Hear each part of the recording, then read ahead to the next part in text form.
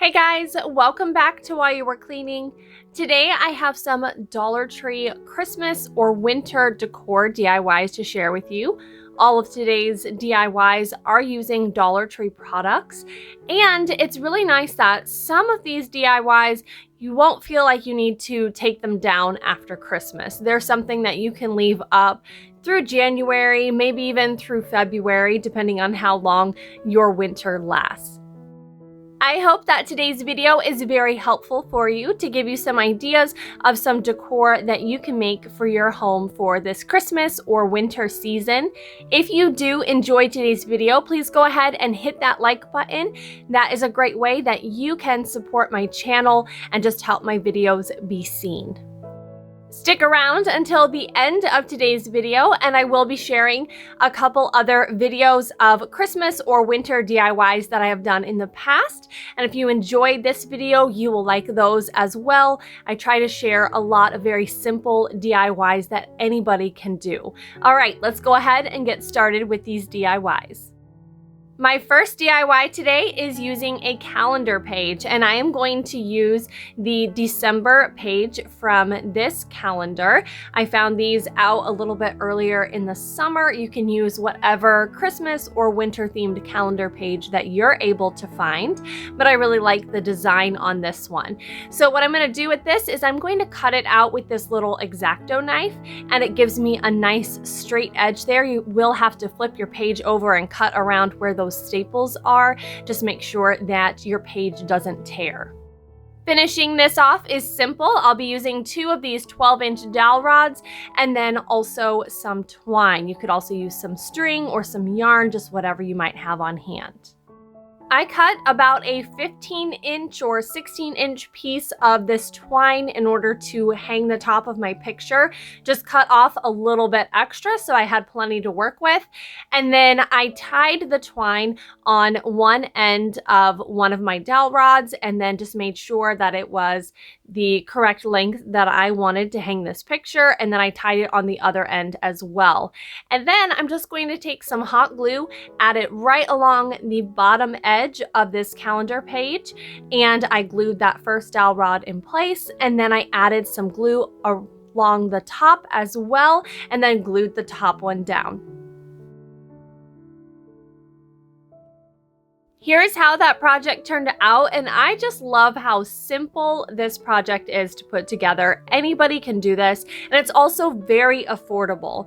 It's way less than $1, and you end up with this great piece of artwork. Next, I have another very simple project to share with you. This is a 15-pack of Snowball decor. These are the smallest ones that they had out this year. Then I'll be using some of this fluffy white yarn, also from Dollar Tree. This yellow needle that I have here is from one of the cross-stitch kits that they have out in the toy section for kids. They use yarn for those. And so this is just a plastic needle. It's not sharp on the end. It actually has like a little ball on the end of it that keeps it from being pointy. And it just goes through this pom-pom decor just fine. So you can just string them all onto your yarn. And then here you can see how that garland turned out. You can make this even longer. This spans the whole length of my fireplace mantle, but you could spread them out. You could put them closer together, however you like. For my next project, I'll be using one of these medium-sized houses. You could use whatever house that you're able to find there in the store. I have noticed that they have been back in stock in my store this time of the year. And then I'll also be using this black and white buffalo check vinyl paper. They have so many great designs of this paper out there in the store. So I did trace the house, so it is going to be a little bit big for my background, but that's how I wanted it, just to make sure that it gets into all the corners. And so I just lined it up to see where I wanted it to be and how I wanted the squares to line up on the back of my house. And I just peeled back about half of the backing from that sticker piece and then laid it down in the back of my house, and then made sure I pressed in all the corners and flattened out that vinyl really well. Next, I took my X-Acto knife and I scored along the edges. I think this knife is getting a little bit dull. It was kind of hard to cut through this, so it's not the sharpest knife to do this project with. But you can see here I was able to cut along the edge, and then I just cut off these excess pieces just a little bit at a time. To finish this off, I'll be using one of those Merry Christmas little banners and then also some of these Christmas trees. So I added 3 Christmas trees to the bottom of my house, and they do have a few different heights of trees in that package, so you can just choose whichever ones you like. I just did a higher one in the middle, and then I'm just gonna add this banner right across the top of the house. I like the natural wood color, but you could also paint it if you would like. This is another very simple project that you can put together in just a short amount of time, and then just add it to a tier tray or anywhere in your home that might need a little bit extra Christmas decor. Next, I have some very simple wreaths to share with you, and I'm going to be using this 3-pack of brass rings, and it has 3 different sizes there. And then I just chose 3 different types of greenery to put together this project. So here I'm just showing you some different ones that I had on hand that I decided to use. I tried to keep them very similar shades of green to each other so they look like they're all unified and go together really well.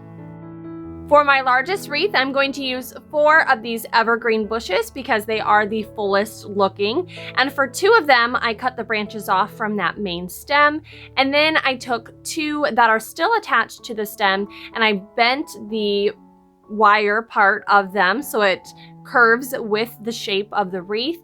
And then I used some wire to secure that in place to the wreath form.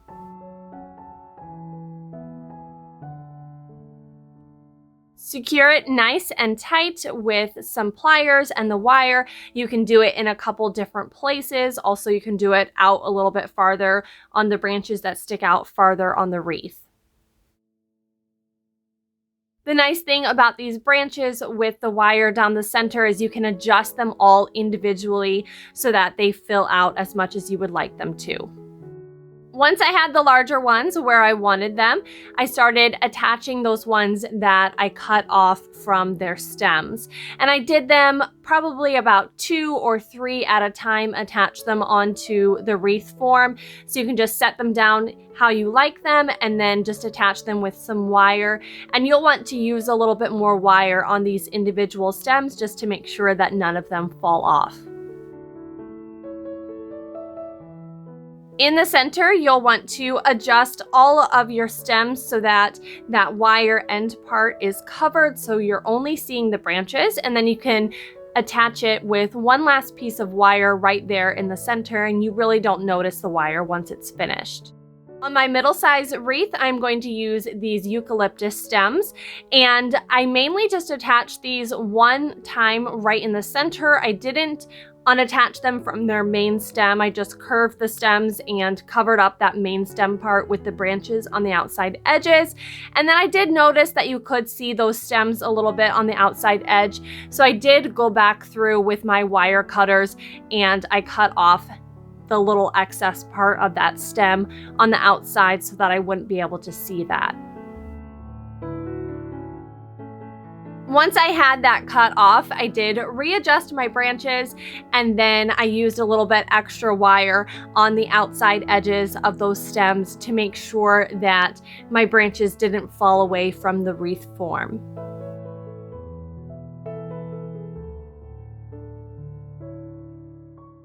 For my last wreath and the smallest wreath form, I used these cedar type branches, and I just used one branch of them, and then I cut off all the little branches from the main stem, and then I just added 2 of them onto the stem sticking out in both directions and attached them in the center.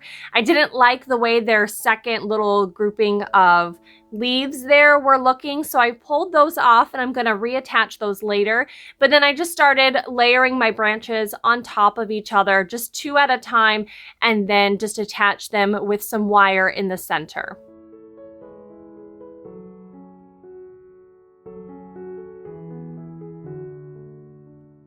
Just make sure that you secure these nice and tight in the center. You can use your pliers to make sure that your wire is really tight. And then those extra branches that I pulled off, I reattached them to an end stem piece of one of the pieces that I cut off. That way they were added back in, but they were someplace where I could adjust the branches rather than sticking out a little bit wildly. Here you can see how those 3 wreaths look hanging on the wall, all grouped together. I did just kind of stagger them a little bit, and then I used some gold wire and wrapped the wire around the wreath form so that I could adjust the tilt that these wreaths hung at, and then I used that wire up to the nail in the wall to hold them in place. My last project today, I'll be using one of these metal tins. They had a group of these just stocked at my store recently. And then I'm going to be using some of these rub-on transfer letters. I really like this design, but they have other options there in the store. I cut out the letters that I would need to make the word snowballs. And then I'm just rubbing those onto the side of my metal bucket. I did just kind of line them up at the top here. You don't want to have them at the bottom where it curves too much because you might not be able to see the whole word once it's added onto the bucket. And they do have some other options of these buckets there in the store, so you can just use whatever you're able to find. I think they also have some Christmas ones out this year, but I haven't really seen those yet, and so I was hoping to find one, but that's okay. This one worked out just fine.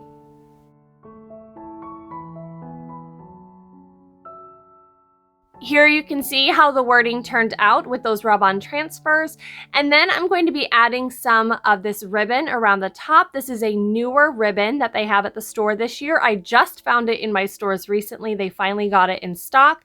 So then I'm just going to glue this along the center of where the twine is. I did consider taking that twine off and putting a larger ribbon at the top. You could do that as well, but I did like the way the twine looked.